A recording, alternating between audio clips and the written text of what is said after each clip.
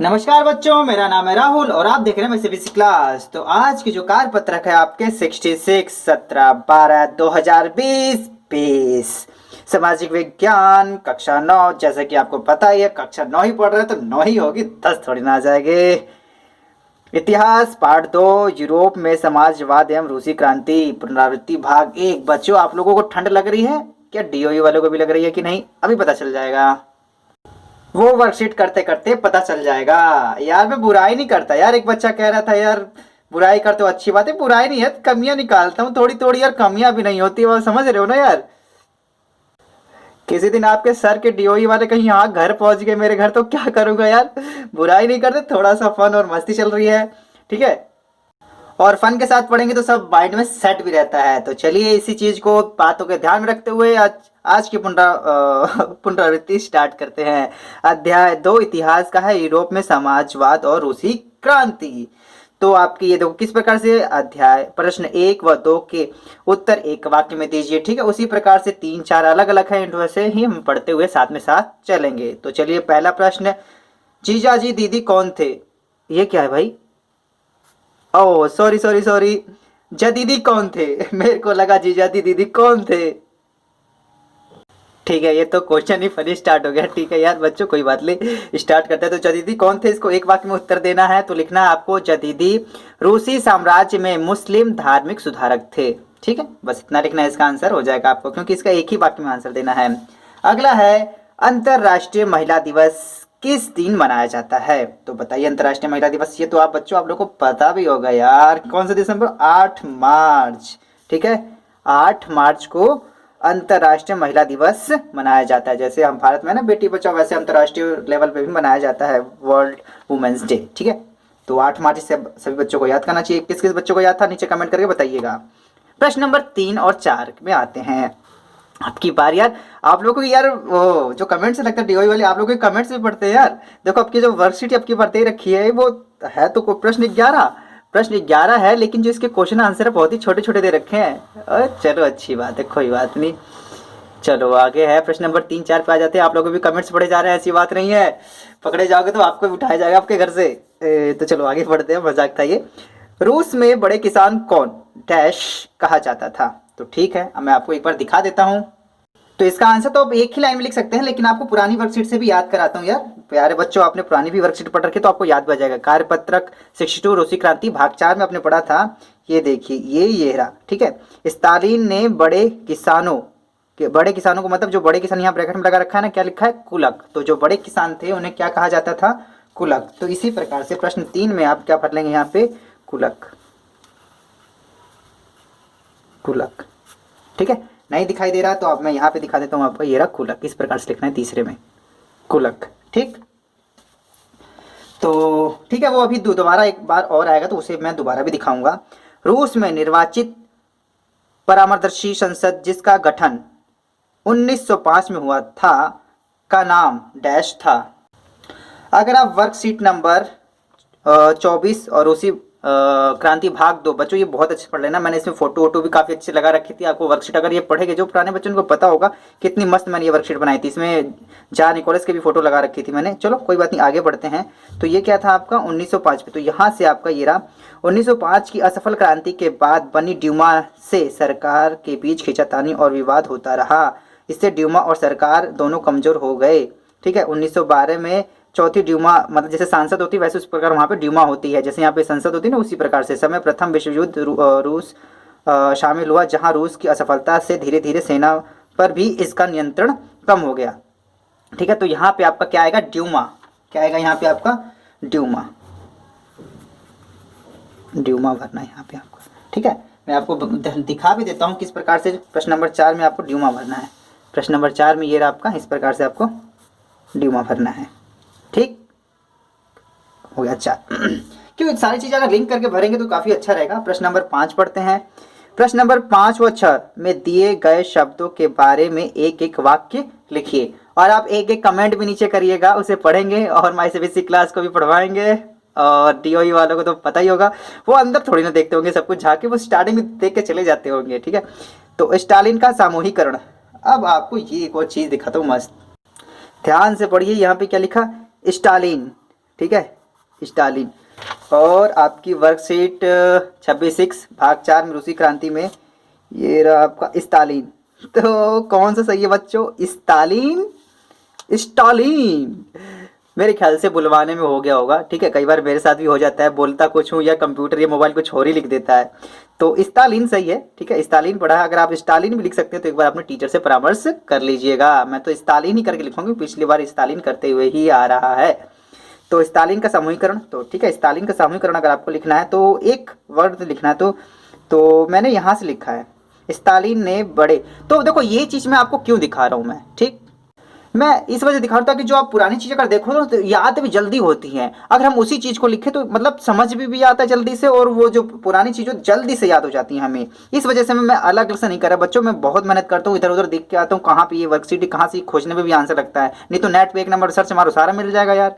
लेकिन नहीं, मेहनत आप लोग के साथ भी कर रहा हूँ। स्टालिन ने बड़े किसानों, मतलब यहाँ पे कुलक भी लिखना, तो ये भी लिख सकते हैं ऐसे, जमीन छीन ली और छोटे किसानों के लिए कृषि के आधुनिकीकरण करने के नाम पर जमीनें इकट्ठा कर सामूहिक कृषि खोल जोक, ठीक है। अब ये भी आ जाएगा, सामूहिक कृषि को क्या कहते थे?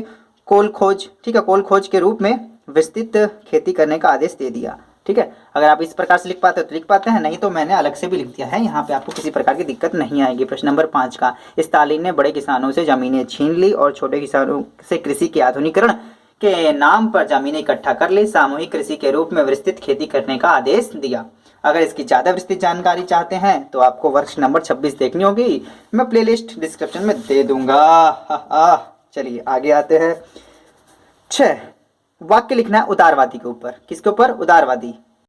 तो यहाँ से इस प्रकार से आपका उदारवादी आपके कार्यपत्रक 22 में दिख जाएगा। यहाँ पे उदारवादी के बारे में लिखा गया है, वंश आधारित शासकों की अनियंत्रित सत्ता के विरोधी थे, न्यायपालिका द्वारा स्थापित कानून के शासक द्वारा शासन चाहते थे, शासन धर्म के स्थान पर संविधान द्वारा नियंत्रित करने के समर्थक थे। आप इस प्रकार के भी लिख सकते हैं अगर आपको याद आ जाते तो मैंने एक छोटी और सिंपल सी लाइन लिखी है, आप उससे भी लिख सकते हैं उदारवादी के दायरे के अंदर, क्योंकि एक ही लाइन लिखनी है तो इस प्रकार से मैंने एक ही लाइन ही लिखी है। प्रश्न नंबर 6 आपको दिखा देता हूँ, ये आपका प्रश्न नंबर 6, ठीक है, ये रहा। तो एक अच्छे उदारवादी सभी धर्मों का आदर व सम्मान करते हैं, ठीक। अगर आपको और ज़्यादा लिखना है, 6 नंबर कितना है क्योंकि एक ही लाइन में लिखना है, और ये लिख लेंगे आपको, ये ऐसा पॉइंट है जो आपको एक बार में याद हो जाएगा, ठीक है। अगर आपको और बढ़ा के लिखना है, उदारवादी के नीचे यहाँ पे डोर डिटेल्स दे रखी है, आप इसे हाथ से भी इसे लिख सकते हैं, कोई दिक्कत नहीं आएगी। उम्मीद है चीज़ें मैं आपको लिंक करा पा रहा हूँ अच्छे से, ठीक है। चलिए प्रश्न नंबर 7 पे चलते हैं। प्रश्न नंबर 7, समाजवादी निजी संपत्ति के विरोधी थे।